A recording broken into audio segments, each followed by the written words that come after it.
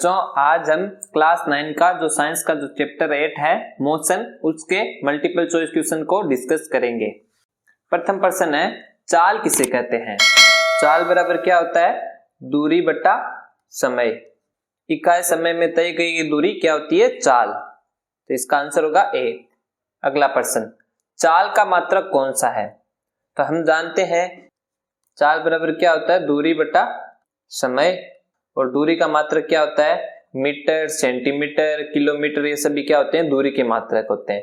और समय का मात्रक क्या होता है? सेकंड। तो चाल का मात्रक क्या होगा? मीटर प्रति सेकंड, किलोमीटर प्रति घंटा या सेंटीमीटर प्रति सेकंड, ये सभी चाल के मात्रक होते हैं। तो इसका आंसर होगा डी, उपरोक्त सभी। अगला प्रश्न, औसत चाल को कैसे प्राप्त किया जाता है?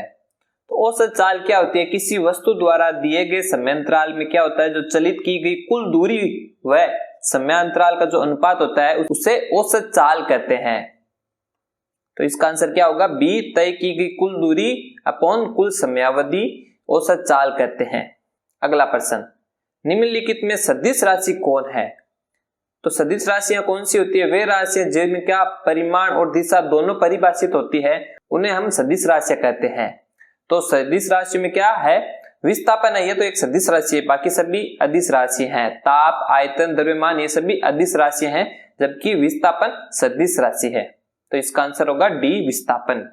अगला प्रश्न, निम्नलिखित में पहचाने की त्वरण का मात्रक कौन है? तो हम जानते हैं कि त्वरण क्या होता है? वेग में परिवर्तन की दर को क्या कहते हैं हम? त्वरण। त्वरण बराबर वेग अपॉन समय। त्वरण होता है वो वेग अपॉन समय का अनुपात होता है। इसका मात्रक क्या होगा? हम जानते हैं कि वेग का मात्रक होता है मीटर प्रति सेकंड, क्योंकि वेग बराबर दूरी बटा समय और समय का मात्रक भी होता है सेकंड। तो इसका मात्रक क्या होगा? मीटर प्रति सेकंड का स्क्वायर। अगला प्रश्न, वेग का मात्रक निम्नलिखित में कौन है? हम जानते हैं कि वेग बराबर क्या होता है? दूरी बटा समय, और दूरी का मात्रक होता है मीटर, सेंटीमीटर या किलोमीटर, ये सभी दूरी के मात्रक है। तो वेग का क्या होगा? मीटर प्रति सेकंड, ये वेग का मात्रक होगा। इसका आंसर होगा ए, मीटर प्रति सेकंड। 36 किलोमीटर प्रति घंटा की चाल से चल रही कार एक सेकंड में कितनी दूरी तय करेगी? इस क्वेश्चन में हमें यह बताना है कि जो कार है वो 36 किलोमीटर प्रति घंटा की चाल से चल रही है, तो वो एक सेकंड में कितनी दूरी तय करेगी? तो हम जानते हैं दूरी बराबर क्या होता है? चाल इंटू समय। तो हमें चाल क्या दी गई है? 36 किलोमीटर प्रति घंटा और समय है 1 सेकंड। 36 किलोमीटर प्रति घंटा को मीटर प्रति सेकंड में चेंज करने के लिए हम क्या करेंगे? इसको 5/18 से मल्टीप्लाई करेंगे, तो इसका आंसर हो जाएगा 10 मीटर। अगला प्रश्न, यदि किसी वस्तु द्वारा तय की गई दूरी समय के अनुक्रमानुपाती होती है तो हम कह सकते हैं, अगर दूरी समय के समानुपाती है तो हम यह कह सकते हैं वस्तु है वो एक समान चाल से चल रही है, क्योंकि चाल बराबर क्या होता है? दूरी बटा समय। अगला प्रश्न, गाड़ी का ओडोमीटर क्या मापता है? दूरी, चाल, समय या वेग? तो गाड़ी का ओडोमीटर क्या होता है? वो यह मापता है कि गाड़ी है वो कितने किलोमीटर चली है। तो इसका आंसर क्या होगा? ए, दूरी। गाड़ी का ओडोमीटर दूरी का मापन करता है।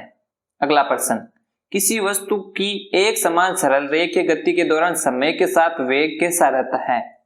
एक समान सरल रेखीय गति के दौरान वस्तु समान वेग से गति करती है, तो इसका वेग क्या होता है? हर समय समान होता है। तो इसका आंसर होगा सी, नियत।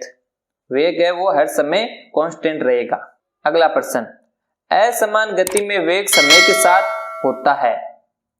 तो असमान गति में वेग समय के साथ दिशा या चाल या दोनों में ही परिवर्तन करता है, इसलिए वेग क्या होगा? वो समय के साथ परिवर्तित होता है। इसका आंसर होगा बी। अगला प्रश्न, यदि त्वरण वेग की दिशा में है तो इसे लिया जाता है। अगर त्वरण है वो वेग की दिशा में है तो इसको धनात्मक लिया जाता है। अगर त्वरण है वो वेग के विपरीत दिशा में है तो इसको ऋणात्मक लिया जाता है। तो इसका आंसर क्या होगा? ए, धनात्मक। अगला प्रश्न, यदि त्वरण वेग के विपरीत दिशा में है तो इसे लिया जाता है। हम जानते हैं कि अगर त्वरण है वो वेग के विपरीत दिशा में है तो इसका मान क्या होगा? ऋणात्मक। अगला प्रश्न, सरल रेखीय गति का उदाहरण है। सरल लोलक की गति, सड़क पर कार की गति, सूर्य के चारों ओर पृथ्वी की गति, या इनमें से कोई नहीं। हम जानते हैं कि सरल रेखीय गति है वो एक रेखा में होनी चाहिए, तो इसका ऑप्शन बी है वो सड़क पर कार की गति, यह एक सरल रेखीय गति का उदाहरण है। जबकि सरल लोलक की गति यह एक दोलनीय गति होगी और सूर्य के चारों ओर पृथ्वी की गति यह एक वृत्तीय गति होगी। अगला प्रश्न, यदि दो राशियों का परस्पर ग्राफ सरल रेखा हो तो दोनों राशियां अचर होती है, बराबर होती है, या अनुक्रमानुपाती होती है, या व्युत्क्रमानुपाती होती है। यदि दो राशियों का परस्पर ग्राफ सरल रेखा हो तो दोनों राशियां क्या होती है, एक दूसरे के अनुक्रमानुपाती होती है। अगला प्रश्न, एक समान गति की अवस्था में त्वरण होता है। जब कोई वस्तु एक समान वेग से गति करती है तो उसका वेग हर समय क्या होता है, समान होता है। तो इस दौरान क्या होगा, उसका त्वरण क्या होगा, शून्य होगा। तो इसका आंसर होगा ए, शून्य। अगला प्रश्न, ऋणात्मक त्वरण क्या कहलाता है?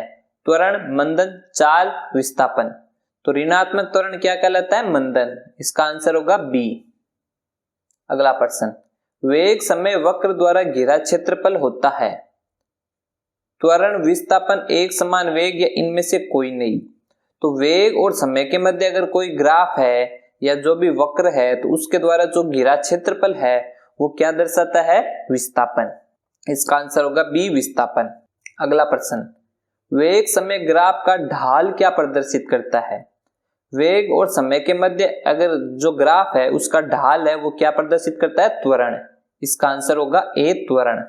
अगला प्रश्न, किस गति के समीकरण द्वारा वस्तु के वेग, गति के दौरान त्वरण व उसके द्वारा तय की गई दूरी में संबंध स्थापित करना संभव है? v बराबर u प्लस at ये गति की प्रथम समीकरण है। h बराबर ut plus half at square ये गति की द्वितीय समीकरण है।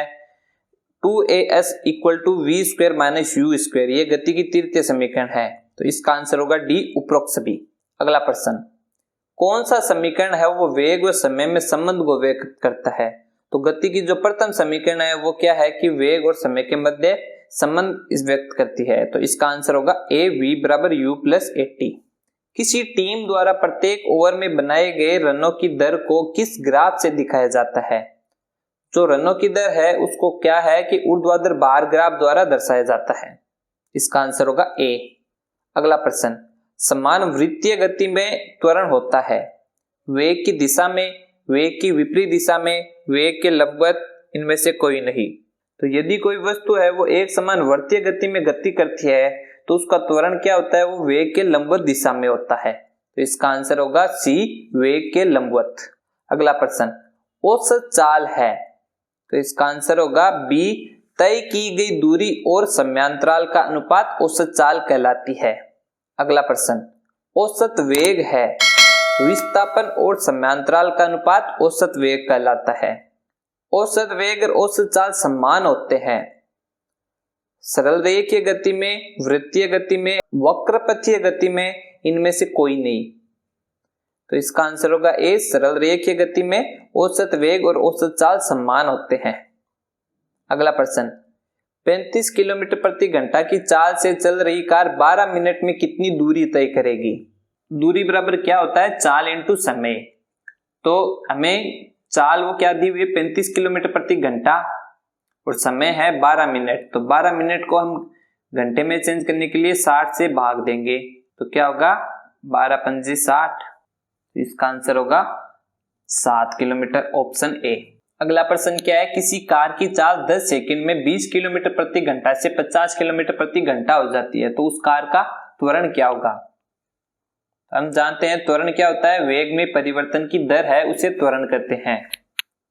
तो त्वरण बराबर क्या होगा, वेग में परिवर्तन की दर अपॉन समय। और वेग बराबर क्या होता है, दूरी बटा समय इंटू समय। तो इसको हम चाल बटा समय भी लिख सकते हैं। तो त्वरण बराबर क्या होगा, या तो वेग में परिवर्तन की दर को भी हम त्वरण कहते हैं और चाल में परिवर्तन की दर को भी त्वरण कहते हैं। तो a इक्वल टू चाल में परिवर्तन की दर क्या होगी, 50 माइनस 20। तो ये तो चाल में परिवर्तन की दर हो गई। अभी हमें किस में दिया हुआ है, किलोमीटर प्रति घंटा। तो इसको मीटर प्रति सेकंड में बदलने के लिए हम इसे 5/18 से मल्टीप्लाई करेंगे और हमें समय क्या दिया हुआ है, 10 सेकंड। 30 इंटू 5/18 इंटू 10, 5 दूनी 10, ये हो गया 15, 3 पंजे 15, 3 छक्के 18। ये इसका आंसर हो जाएगा 0.83 मीटर प्रति सेकंड स्क्वायर। अगला प्रश्न, निम्नलिखित में से कौन सा समूह सदिश राशियों का समूह है? तो सदिश राशियां कौन सी होती है? वे राशियां जिनका परिमाण और दिशा दोनों परिभाषित होती है वे सदिश राशि होती है, और जिनका केवल परिमाण परिभाषित होता है, दिशा का परिभाषित नहीं होती है, वे है अदिश राशियां कहलाती है। तो यहाँ में जो दिया हुआ है प्रश्न, इसमें सदिश और अदिश राशियां कौन सी है उनको हम अलग अलग करेंगे। सदिश राशियां बल, त्वरण और वेग, ये है सदिश राशियां। अदिश राशियां कौन सी होगी? जो भी शेष बची हैं वो सभी अदिश राशियां होगी, जैसे चाल, ऊर्जा, कार्य, बाकी जो भी है उष्मा, प्रकाश, विद्युत, ये सभी क्या है? अदिश राशियां हैं। तो सदिश राशियां कौन सी है? बल, त्वरण और वेग। इसका आंसर होगा सी। अगला प्रश्न, निर्वात में स्वतंत्रता पूर्वक गति करते हुए सभी पिंडों की चाल समान होगी, या का वेग समान होगा, या की गतिज ऊर्जा समान होगी, या उन पर बल है वो बराबर होगा? तो इसका आंसर क्या होगा? डी पर बल बराबर होगा। निर्वात में स्वतंत्रता पूर्वक गति करते हुए सभी पिंडों पर बल है वो बराबर होता है। अगला प्रश्न, सदिश का परिमाण कभी नहीं होता है, शून्य, भिन्नांक, धनात्मक, ऋणात्मक। तो इसका आंसर होगा डी, ऋणात्मक। सदिश का परिमाण कभी भी ऋणात्मक नहीं होता। अगला प्रश्न, 18 किलोमीटर प्रति घंटा की चाल का मान SI इकाई पद्धति में बदलिए। तो किलोमीटर प्रति घंटा को मीटर प्रति सेकंड में चेंज करने के लिए हम क्या करते हैं? 5/18 से मल्टीप्लाई करते हैं। तो इसका हो जाएगा आंसर 5 मीटर प्रति सेकंड। ये इसका SI पद्धति में मान है। अगला प्रश्न, एक लड़का विरामावस्था से समान त्वरण से 20 सेकंड तक दौड़कर अंतिम वेग 5 मीटर प्रति सेकंड कर लेता है, लड़के का त्वरण है। तो हम जानते हैं कि जो गति की प्रथम समीकरण है उसके अनुसार त्वरण बराबर अंतिम वेग माइनस प्रारंभिक वेग बटा समय। तो हमें अंतिम वेग क्या दिया गया है? 5, प्रारंभिक वेग है 0, समय दिया गया है 20। तो इसका आंसर हो जाएगा 1/4 मीटर प्रति सेकंड का स्क्वायर। ऑप्शन सी हमारा सही आंसर होगा। अगला प्रश्न, यदि एक व्यक्ति 6 मीटर पूर्व की ओर तथा 8 मीटर उत्तर की ओर जाता है तब उसका विस्थापन होगा। एक व्यक्ति 6 मीटर पूर्व की ओर चलता है, उसके पश्चात क्या है? 8 मीटर उत्तर की ओर चलता है, तो उसका विस्थापन क्या होगा? √6 का स्क्वायर प्लस 8 का स्क्वायर विस्थापन होगा। तो इसका आंसर होगा 10 मीटर। ऑप्शन सी हमारा सही आंसर होगा।